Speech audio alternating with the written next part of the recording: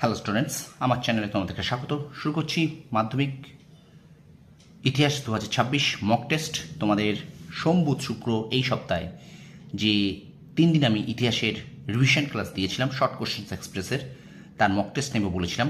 ঠিক রাত 8টা বাজে এখন কোশ্চেন তোমাদের আপলোড করছি। 8টার সময় তোমাদের কোশ্চেন আপলোড করার কথা ছিল, ঠিক আছে? তো 8টা বেজে গেছে, সুতরাং তোমরা নিশ্চয়ই তোমাদের ফোনে যাদের সাবস্ক্রাইব করা আছে তাদের নোটিফিকেশনও চলে গেছে। তো চলো এই মক টেস্টটা দাও, 15 নম্বরের mock test.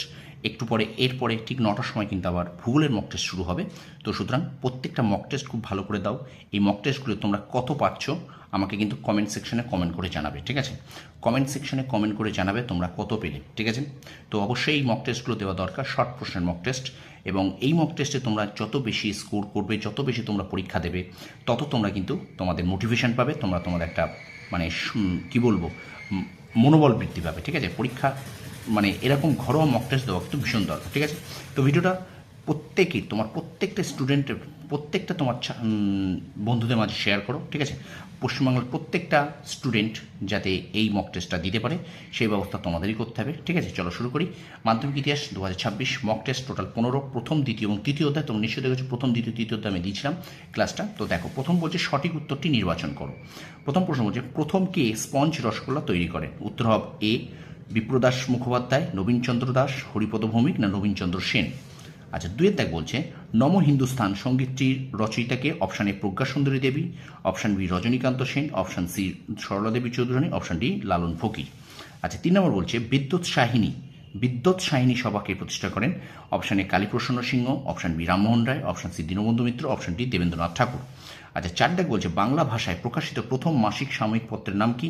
Option A Samachar Darpan, option B সংবাদ Kaumudi, option C Bamabodhini, option D দিগদর্শন। 5 দাগ বলছে কত তারিখে প্রতি বছর হুল দিবস পালিত হয়? Option A 30 May, option B 30 June, option C 30 April, option D 30 July.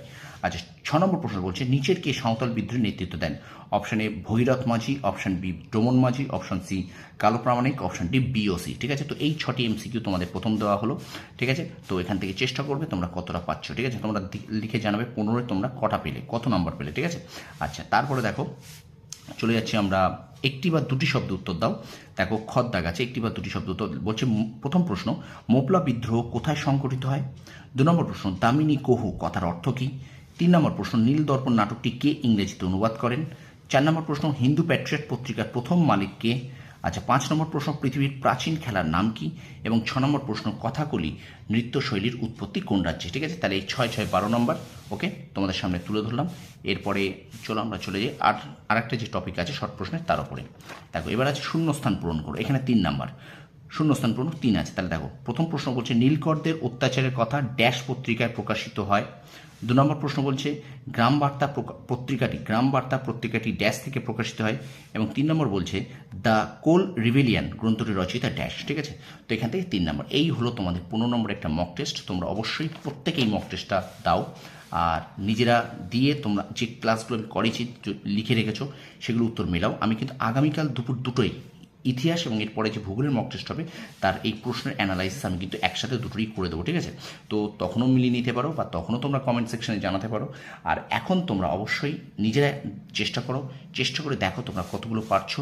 তোমাদের যে খাতায় লিখে রেখেছো আমার গত 3টে ক্লাস এই সপ্তাহের সোম বুধ শুক্র, সেগুলো তোমরা চেক করে মানে উত্তর করে চেক করে তোমাকে আমাকে জানাও, ঠিক আছে? উত্তরটা করে তারপরে খাতা চেক করে তোমরা আমাকে অ্যান্সার মার্কসটা জানাও যে তোমরা কত পেলে, ঠিক আছে? তো 15-র মধ্যে কত পেলে প্রত্যেকে জানাবে।